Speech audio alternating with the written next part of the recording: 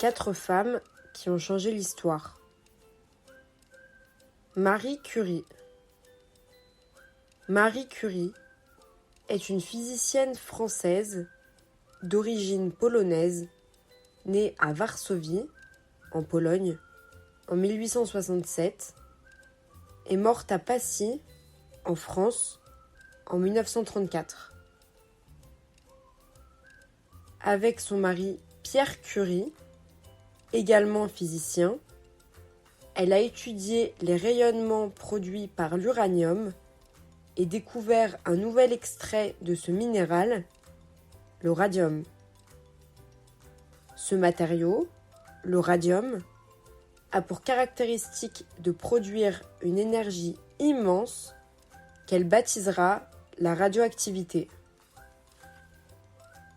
Grâce à leurs recherches, Marie et Pierre Curie obtiendront de nombreuses distinctions, dont le prix Nobel de physique en 1903. Après la mort de Pierre en 1906, elle poursuivit son travail sur le radium et obtint un nouveau prix Nobel en 1911, de chimie cette fois. Pendant la Première Guerre mondiale, 1914-1918, elle est à l'origine de l'invention de la radiologie médicale pour soigner les blessés.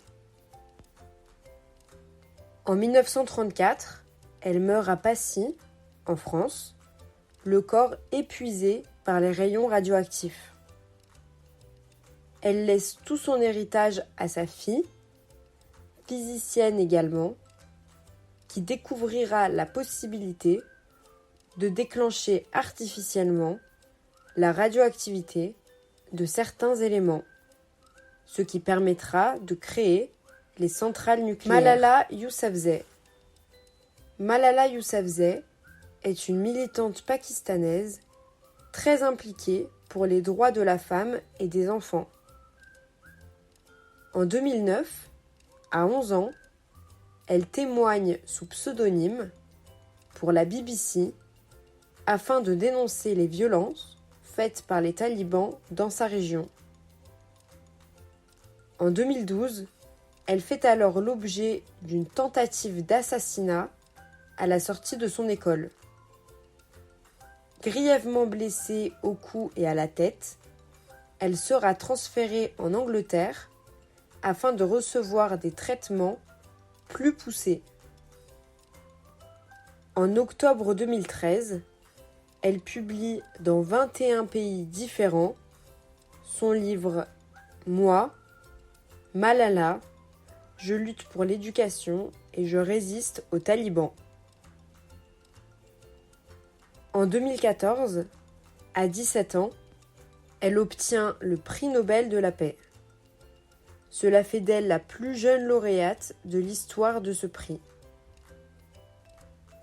Internationalement célèbre, elle a depuis fait l'objet de plusieurs documentaires, écrit un autre livre et commencé des études à l'université d'Oxford.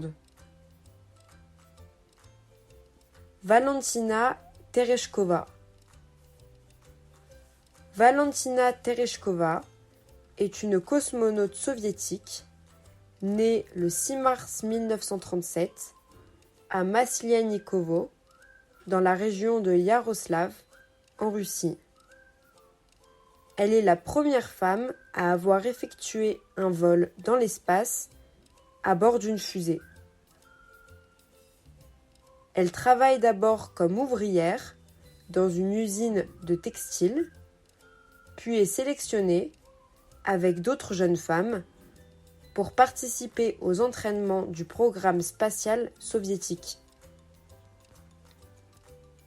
À cette époque, seulement quelques vols dans l'espace ont été réalisés par les soviétiques et par les Américains. Pour donner une bonne image de leur pays, les soviétiques souhaitent être les premiers à envoyer une femme dans l'espace. Elle décolle le 16 juin 1963 à bord du vaisseau Vostok 6 et retourne sur Terre 2 jours, 22 heures et 41 minutes plus tard, après en avoir réalisé 48 fois le tour. Elle est la plus jeune, 26 ans, et aussi l'unique femme à avoir effectué seule une mission dans l'espace. Toutes les autres femmes ont été accompagnées dans leur vol par d'autres astronautes. Son nom a été donné à un cratère sur la Lune. Mary Jackson. Mary Jackson, 1921-2005, est une mathématicienne et ingénieure aérospatiale afro-américaine. Elle a joué un rôle majeur dans l'expédition Apollo 11, qui a transporté pour la première et unique fois des êtres humains sur la Lune. Titulaire d'une licence en sciences physiques et mathématiques, elle entre en 1951 dans la section informatique de la NASA. Elle intègre alors le groupe de calculatrices West Area Computers, dirigé par Dorothy Vaughan, mathématicienne très célèbre également. Ce groupe avait la particularité de n'être composé que de femmes afro-américaines. En 1953, elle est invitée par un ingénieur à travailler avec lui au département de recherche sur la compressibilité. Elle décide alors de suivre une formation spéciale pour devenir ingénieure. Réussit et devient la première femme noire ingénieure de la NASA. Son combat contre le racisme et le sexisme ouvre la voie à des millions de personnes issues des minorités pour se battre pour leurs droits et être reconnues à leur juste valeur. Longtemps oubliée par l'histoire, elle a été décorée de la médaille d'or du Congrès à titre posthume en 2019. Avec Dorothy Vaughan et Katherine Johnson, elle fait l'objet du livre Les figures de l'ombre, adapté au cinéma en 2017.